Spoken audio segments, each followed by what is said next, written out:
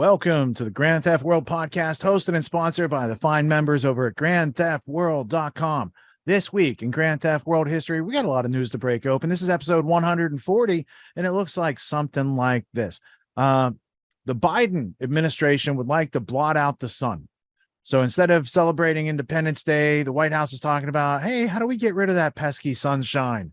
I guess it's an attempt to do global cooling or something like that. I get worried when they're trying to block out the only light in the solar system.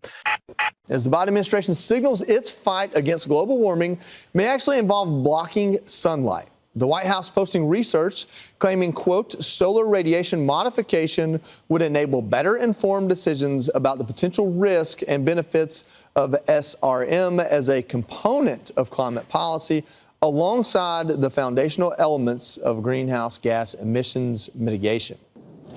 Well, this is actually Bill Gates funding this as well through Harvard University. This is retro 1970s. In the 1970s, they believed that our fossil fuels were creating aerosols, blocking the sun, creating man-made global cooling. So they came up with the same kind of geoengineering solutions back then. They wanted to put black soot on the Arctic to melt it. There was one proposal to use nuclear energy to help loosen the Arctic ice caps because they thought they were growing too much. And John Holdren, back in the Obama administration, also supported this kind of geoengineering, if you will, of the climate.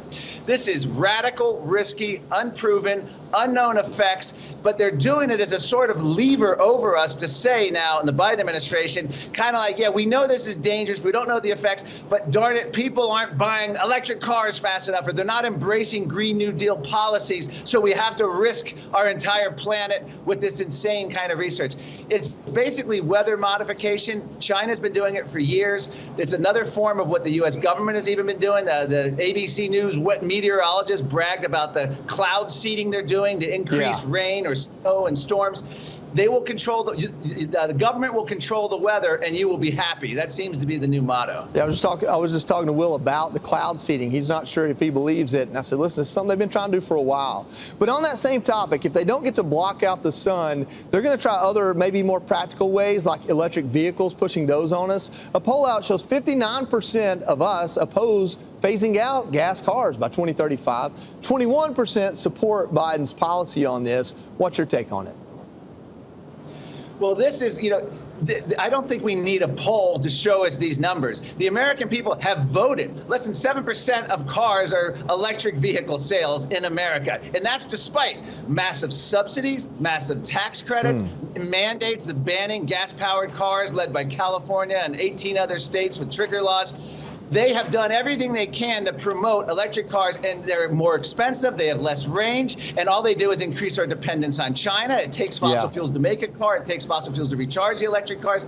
It makes no sense. And what they're doing is intentionally creating car shortages by these gas-powered car bans to force us into mass transit.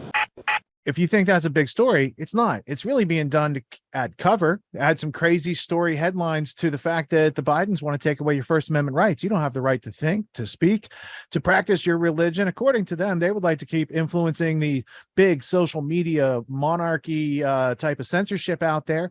And they want to be able to say, we don't like what you have to say. We don't like what you have to think. Political thought can be imprisonable. We can take away your rights. We can deperson you, all that other great stuff. So, hey, while you're talking about the story about them blocking out the sun, also look at what they're doing to your rights. They're doing the same thing with your rights. Different technology, same tactic. I've heard this rumor. Some people are speculating there's not going to be a 2024 election. And I find it kind of silly because that's a huge departure from where we're at. But we are in a dark place. So part of me starts to, grow concerned. Concerned that, I don't know how, if those kind of crazy ideas will happen, but something dark truly is happening. And we have this story, this tweet from ALX. Breaking. The Biden administration has officially filed a notice of appeal in the Missouri v. Biden censorship case after a federal judge issued a preliminary injunction order barring government officials from contacting social media companies to suppress lawful speech. That's right. The Biden administration is appealing a ruling that said you do not, as the government, have the right to censor Americans' speech. This is the First Amendment. To put it simply, Democrats, the Biden administration, the corporate press are all in alignment that the Constitution should be overturned. Okay, perhaps a little hyperbolic, but I'm not just talking about this case. Let's talk about COVID mandates. Yeah. How about this? The Third Amendment was actually violated when several jurisdictions ordered landlords could not evict individuals. That was the government saying, I kid you not. The often ignored Third Amendment states that the government cannot quarter soldiers in private homes. And when the COVID mandates came down and they said you can't evict people, the government was saying if someone is a soldier with a service member in the U.S. government, they will be quartered in your house regardless of what you want. They always consider, I think someone may have actually filed the suit. I don't know if it actually went to lawsuit, but let's talk about it. The First Amendment, obvious. Right now, the Biden administration is seeking the right to appeal a court ruling barring them from violating the First Amendment. Let's talk about the Second Amendment. On this front, I agree that we are winning. And I do think we're winning across the board. Don't get me wrong. It's about the intentions of the Democrats, the corporate press, and the corporate establishment. The Second Amendment's obvious. You've got tons of unjust laws and rulings, but most importantly, you had the ATF pistol brace rule that sought to imprison people for a crime that was never a crime. That's right. The ATF just said, you know what? We're going to criminally charge anybody who's got a pistol brace attached to a weapon because we now determine it's a short-barreled rifle. Yeah, see, here's how it's supposed to work. Congress passes laws.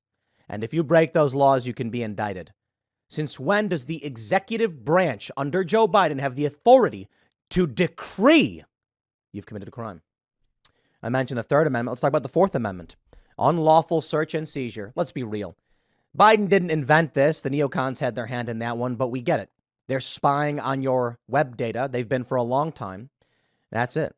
The Fifth Amendment, you want to talk about all of the, we've got between the Fifth and the Sixth, the right to a speedy trial, a jury of your peers, the right to avoid self-incrimination. We can talk about the IRS all day. This is one of the best arguments the libertarians brought forward.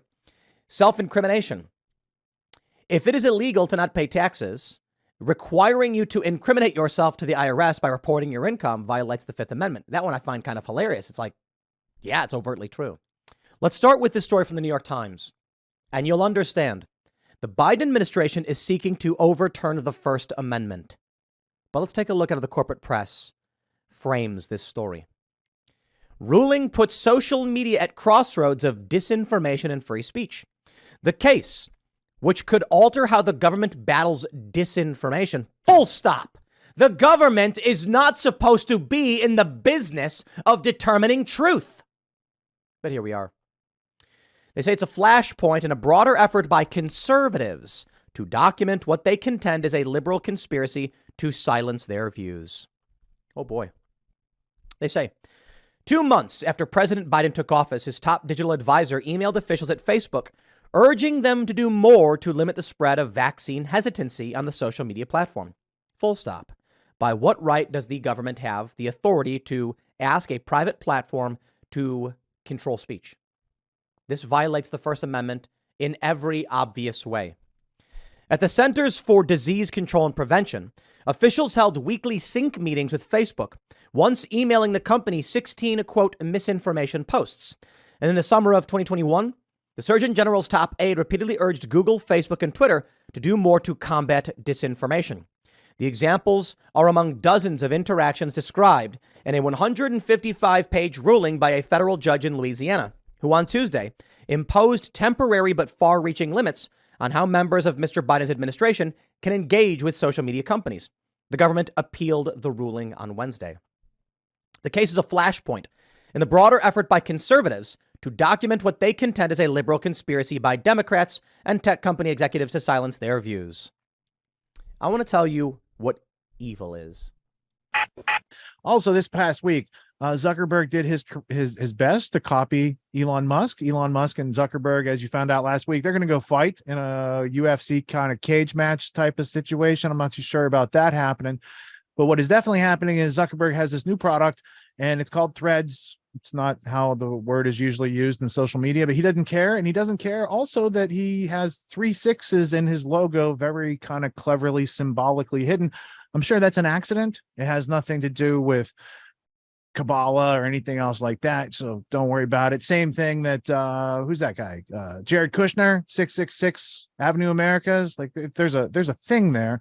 We'll have to check out that story. But the threads aspect is, if you don't feel comfortable and safe over on Twitter, there's a safe space over on Facebook for you, Instagram now, and you can go check it out.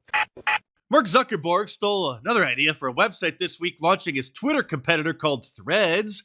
You may recall that back in college when he was at Harvard, he stole Facebook from the Winklevoss twins, who approached him with the idea and paid him to build it, and then he claimed it as if it was their own. They sued him and were awarded something like $65 million. And so this week he launched Threads, which, as this meme illustrates, it's exactly like Twitter, but with way more censorship. All right, hey everyone, big news today. We are launching Threads, an open and friendly public space for conversations. It takes the best parts of the Instagram experience and creates a whole new app around text, ideas, and sharing what's on your mind. You just sign up with your Instagram account, you have your followers already there, and you can just get into it and get started. And it is available on the App Store now. It's going to be fun, he says, because ever since Elon Musk took over Twitter, as you know, he loosened the rules and allows people to post things that hurt other people's feelings. So come on over to Threads, where they'll censor that kind of material. You know, I don't believe in the reptilians, but every time I see Mark Zuckerberg speak, I really start to wonder. And if Bill Gates endorses something, you know that it's awful. And this is the kind of cringe that you'll find over there. This is his first tweet. His first thread. His first post. Technically, a thread is actually something from Twitter, something else that Zuckerberg stole. When somebody posts a series of tweets, that's called a thread. So this is his first post over there saying, I'm excited to jump into Threads. It's basically a bunch of celebrities stroking each other, like Paris Hilton telling Mark Zuckerberg how hot the platform is, and Hot Pockets telling Paris Hilton that they're big fans of hers, and she likes Hot Pockets, and she also likes strawberry waffles too. Of course, all of these celebrities and self-proclaimed journalists are extremely thrilled. They have found their refuge away from the mean tweets on Twitter. So, of course, Brian Stelter is over there. Who should I interview next on Vanity Fair's Inside the Hive podcast? Comedian David Spade mocked all of the celebrities and journalists who've been saying that Twitter is dead for the last year, saying, Twitter is dead. Let's copy it. But if you're a moron and you decide to use the platform and you want to follow Donald Trump Jr. to complain about the things that he's posting, then you would be given this warning that this account has repeatedly posted false information that was reviewed by independent fact checkers or went against our community guidelines. So since Threads is being marketed as a feature on Instagram, even though technically it's a completely separate app, if an Instagram account has penalties on it from posting wrong think after getting flagged by the all-knowing fact checkers like Donald Trump Jr.'s, then it automatically issues those penalties to someone's Thread account as well. And people have been posting screenshots or alleged screenshots of posts that they say have been censored, taken down on day one for supposedly violating the community guidelines. And the reason I say alleged posts, alleged screenshots, is because some of them may actually be parodies. They may be memes.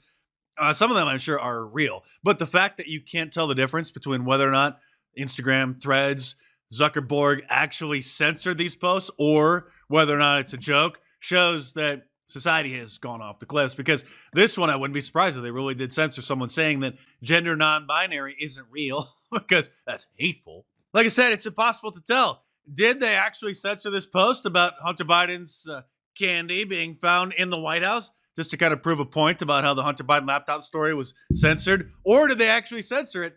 It could be either one. One thing that's not a joke, however, is that Mark Zuckerberg will violate every user's privacy in every way that he possibly can.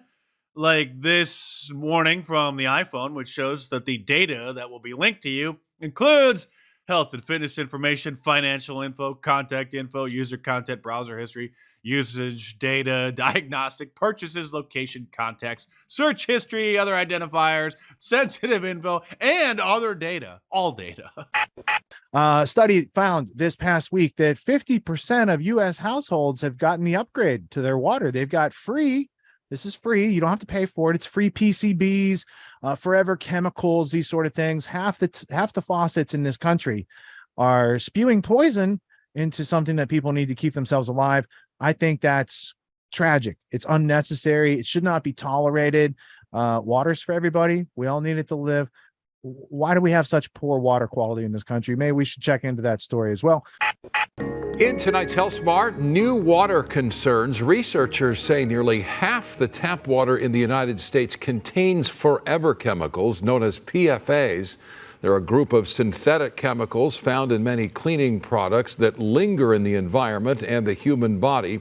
A new U.S. Geological Survey study discovered 45% of U.S. tap water contains forever chemicals, with the highest amounts in Central and Southern California. Exposure to PFAs is linked to problems like cancer, obesity, thyroid disease, high cholesterol, decreased fertility, liver damage, and hormone suppression. The Sound of Freedom was a movie that was released this past week. It has been suppressed by Disney for past 5 years. It finally made it to market. We're going to take a critical look at the movie from the outside. We're not going to have any spoilers because we don't want to, we don't want to spoil the launch of a good movie. But we also want to call to attention. Maybe they're not telling you everything you need to know in a movie like that. Maybe causing people to think that these low-level cartels are really the problem. I mean, they're definitely part of the symptom. But if we learned anything from Iran-Contra and BCCI, those cartels do not operate without nation states giving them little directive.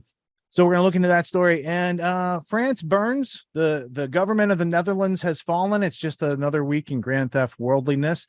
And we're going to kick it off tonight with Luke Radowski from wearechange.org and thebestpoliticalshirts.com. Let's hear his analysis from earlier today, and we'll kick off the show post-report.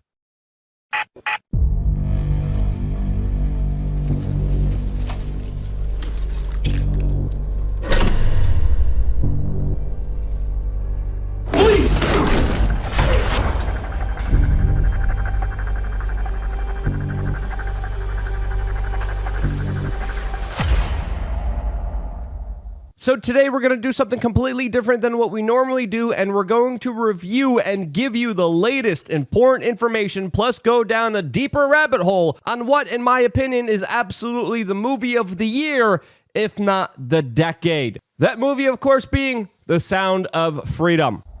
I don't think I can do this job, Tim. As soon as I lay down, all I see are those kids' faces. How long you been doing this? 12 years. How do you do it? It is the fastest growing international crime network that the world has ever seen. It has already passed the illegal arms trade, and soon it's going to pass the drug trade. Señor Timoteo, tú rescatas niños, ¿verdad? Quizá puedas ayudarme a encontrar a mi hermana.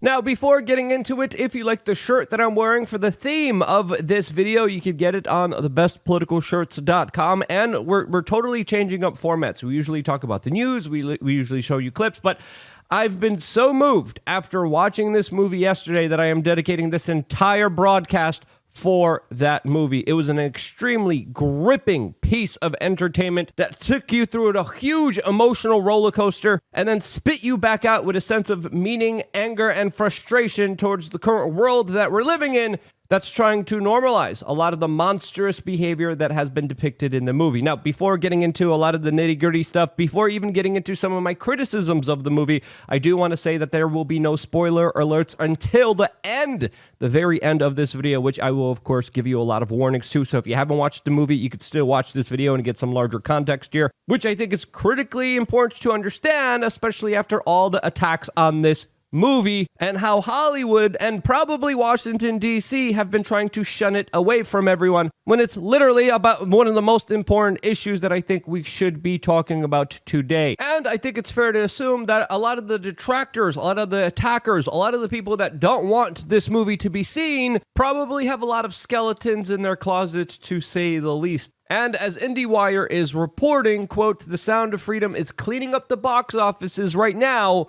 because you could buy tickets for strangers, and it's definitely a lot more than just that. We're going to tell you how people are buying tickets for each other in just a little bit, but the movie has grossed $14.2 million as of July 4th, as more and more people are starting to see it, as of course viral marketing is becoming the key way that's creating a wildfire-like effect, as many people organically are recommending their friends and family members see this movie. And in the movie theater that I was in, it was jam-packed. It was very hard to get a ticket, even though I was seeing the movie 3 p.m. on a Saturday. I actually had a friend call me up and be like, hey, you actually have to go see this movie with me. I remember even a couple days ago seeing a couple comments saying you're a shill and totally controlled opposition because you're not talking about this movie. But the one thing that has gotten me hooked and actually wanting to see this movie is, of course, all the attacks on it by the establishment corporate media institutions like The Guardian, The Rolling Stones, Washington Post, Vice, Media Matters, that have all outright attacked this movie in some very disingenuous, dishonest ways. The Washington Post said that this movie is linked to QAnon somehow. The Guardian wrote a salacious headline saying, quote, Sound of Freedom, the QAnon-adjacent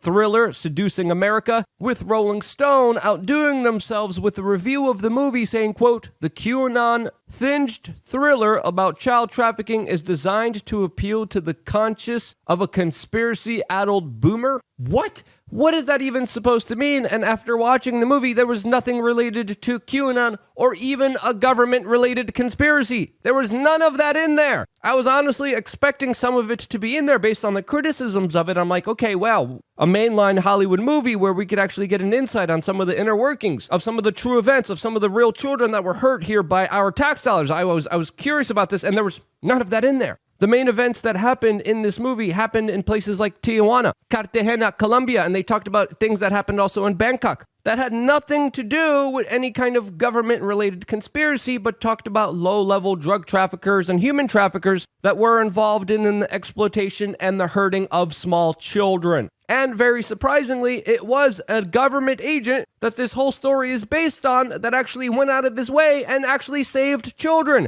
Yes, you heard that correctly. An effective government agent. You never see that, especially at the DMV. It's like a unicorn. As the movie highlights real-life events based on the true story of Tim Ballard, a former Homeland Security agent that went after human traffickers while working for the U.S. Department of Homeland Security, which was depicted in a favorable light in this movie. As you saw, the boss of Tim Ballard actually go out of his way to try to actually help Tim by skirting a lot of the rules and regulations surrounding the duties of Homeland Security, which, by the way, have now changed in order to help individuals like Tim stop other human traffickers. So the premise by the corporate media here is absolutely laughable and extremely concerning, since this is a real-life film about real-life events, real-life children that were rescued here, that for some reason the corporate media does not want you watching, knowing about, or even caring about. And they're disingenuously now mocking and attacking individuals who do. This, as one of the authors of this piece for the Rolling Stone that disingenuously attacked this movie, just locked down their Twitter account, as he called this film a movie for dads with, quote, brainworms, calling the movie disgusting. And in my opinion, all of these authors from the corporate media should absolutely be ashamed of themselves, and they do deserve to be criticized for their horrible takes here. Now, also, very surprisingly, a lot of the kind of Hollywood establishment institutions and celebrities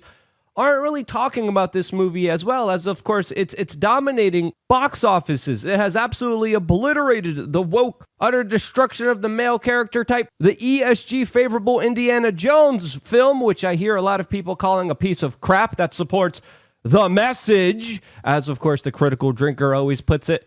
And this movie didn't have any of the message and was a refreshing watch, as finally a main character who was a white male here wasn't treated like an utter buffoon, idiot, or evil villain that was overcompensating or trying to destroy other people's life just for being different. This movie didn't have any of the woke crap, any of the ESG crap that you see time and time again in almost every single movie that tries to sit you down and lecture you or brainwash you about their radical leftist causes. And finally, being able to sit in a movie theater and not be talked down to, not to be patronized, not to be treated like an idiot, like a buffoon, with directors and actors that actually cared about a storyline, that made a movie entertaining for the individual, that could finally let their guard down against the multiple psyopses and psychological subliminal brainwashing campaigns, was refreshing. Even though many times throughout the movie, I had to stop myself from crying. I went to see the movie with 3 of my female friends.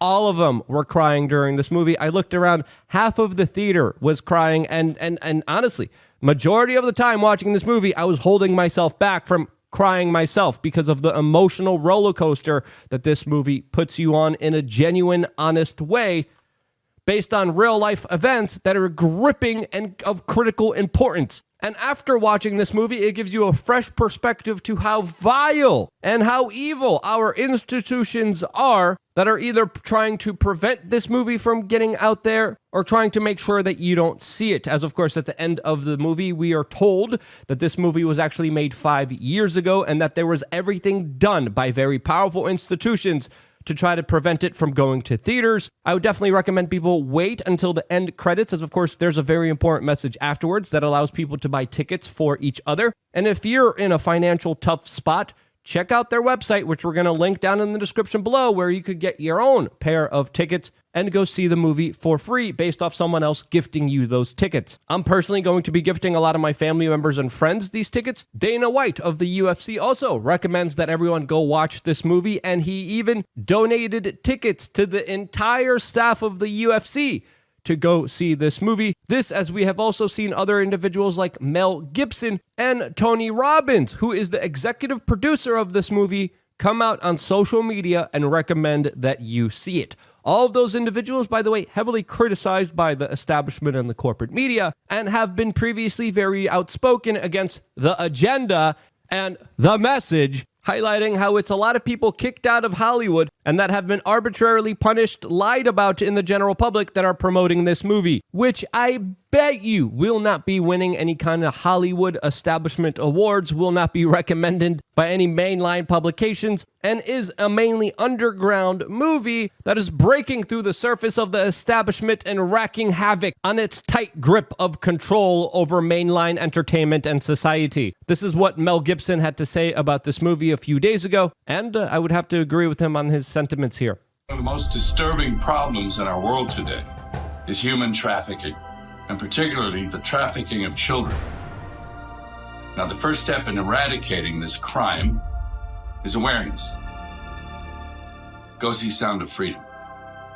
Now, after analyzing everything, I think it's fair to say that the establishment is irked here, as of course it's important to note here that there are a lot of key members of powerful institutions and the, quote, establishment and corporate media that have been trying to normalize and excuse some of the very horrible behavior that has been described and shown here in this particular movie that it exposes. This, as even major police organizations in Scotland are coming out with the term minor attracted people. The corporate media, in many instances, has used this term trying to excuse just monstrous, horrible behaviors. The United Nations has even played a key role here, trying to recommend children to be used by adults for their own unspeakable behavior, as there are a lot of voices in our mainline society trying to normalize hurting small children in unspeakable ways. And I could show you article after article that we're showing you on screen right now of individuals that were caught, or individuals a part of major institutions trying to excuse and push a narrative that it is somehow okay for children to consent to adult behaviors. And the movie Sound of Freedom definitely highlights a lot of the grotesque activities that a lot of people are trying to normalize in our mainline society,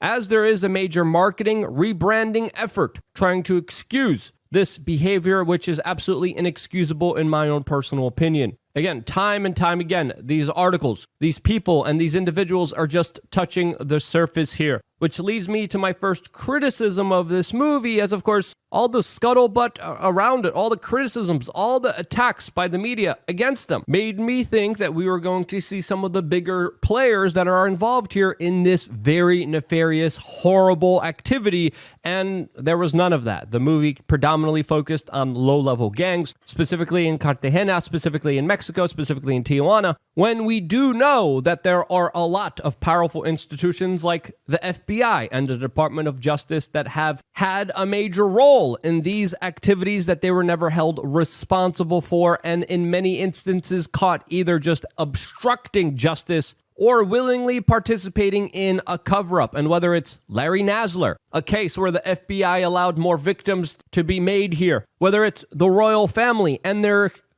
overwhelming connections to, quote, minor attracted individuals, with even the former British Prime Minister being one of them, with individuals like Jimmy Savile getting away with horrible actions that we can't even dare describe here or even try to allude to in this particular broadcast. Whether it was Dennis Hassert, the former Speaker of the House, whether it's the Finders, whether it's the Franklin cover-up in 1988, whether it's the Catholic Church that knowingly moved around child predators all throughout the world, covering up and hiding their disgusting behavior, or whether it's, of course, Mr. Epstein, the story of the decade, where it has been documented for more than 3 decades. The FBI knew and were interviewing victims of and absolutely did nothing to stop, while prosecutors, judges, and police officers looked the other way when countless numbers of victims were coming to them. All of these cases are something that we should be having a rational, real conversation about, but of course,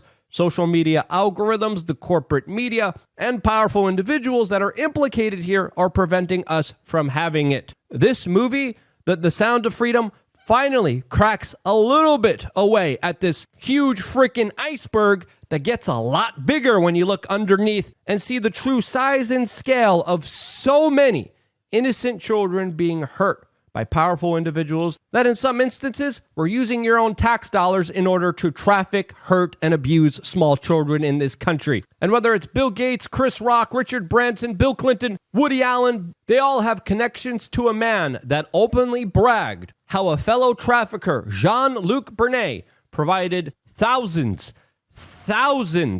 of small children to, of course, powerful people to do whatever they wanted to do with. This is, of course, a story that's very personal to us since we've been talking about this issue when the corporate media was still promoting Epstein as an entrepreneur and philanthropist. We're also, of course, the independent media organization that stormed his island after he allegedly took his own life. Allegedly, to say the least. As, of course, the FBI here has absolutely fumbled the ball, as, of course, they didn't even search a lot of his properties. Particularly, they didn't even look into the property in New Mexico, which still hasn't been searched or investigated. The tapes, the photos, and videos of powerful individuals that Mr. Epstein had on surveillance in his mansions, that they were doing really horrible things to the children that they smuggled in here, just magically went missing. As, of course, Jean-Luc Bernet and Mr. Epstein just, mysteriously decided to take their own lives in prison with surveillance cameras that mysteriously just stopped working in both cases. Yeah, totally open and shut case here. The U.S. government just recently released a report saying nothing to see here, all a major coincidences compiling together to have this absolutely illogical story that doesn't make any sense at all. The Sound of Freedom didn't get into any of that, but it at least opened people's eyes to what's happening, as of course worldwide millions of children are being trafficked, and there's an entire huge industry behind it that's way bigger, way more interlinked than people would even understand from The Sound of Freedom.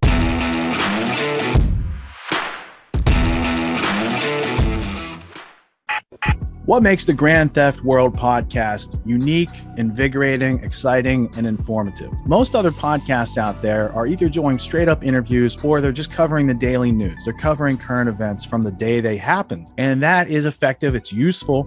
It's a great starting point. And then sometimes these current events change during the week past the first story. So we like to give it a little time. You have to wait till some of the dust settles on these stories in order to give them accurate coverage. And the other thing that's really missing in the media landscape is covering the articles that are coming out every day. That's great. That's necessary. But who's bringing in contextual history so that you can understand what has been going on for decades and decades to lead up to the machinations and actions that we see unfolding today? So what we do here on the podcast is we cover current events. Many of these things are censored, but we wait about a week. As a forensic historian, I focused mainly through my career on the history of globalism and collectivism and things that they call maybe the New World Order.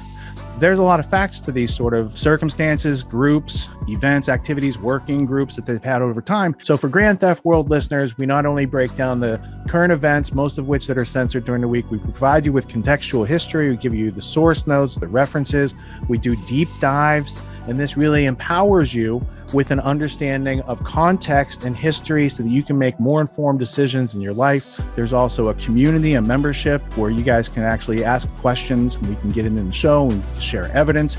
And there's a town hall weekly for Grand Theft World for those who listen to it and are interested in covering the stories that we don't get to during a 6-hour show. Listening to it an hour a day, you could easily consume the week's news, but you're going to have substance and meaning and context and understanding. And with that, you can make higher quality decisions in your life. So if you're interested in more quality in your life, go to grandtheftworld.com, click podcast at the top, and we'll see you there. Thank you. These allegations are false. This isn't Grand Theft Auto, folks. This isn't a video game. What are the most surprising things that you discovered once you started pulling on that thread? Who he was connected to, what institutions he was influential over, what events he participated in? Come on, man. What are we talking about? Come on, man. No. You don't have to think about it, dude. I got this quote because you said you didn't know much about Klaus Schwab. I made it my job to, as soon as this happened, I'm like, okay, this guy's their front man. Let me learn about the official history of the World Economic Forum. I got their 40-year history. I got every book that Klaus Schwab has written or ghostwritten. I went through those books. This is one of the most interesting passages. Come on, man. Come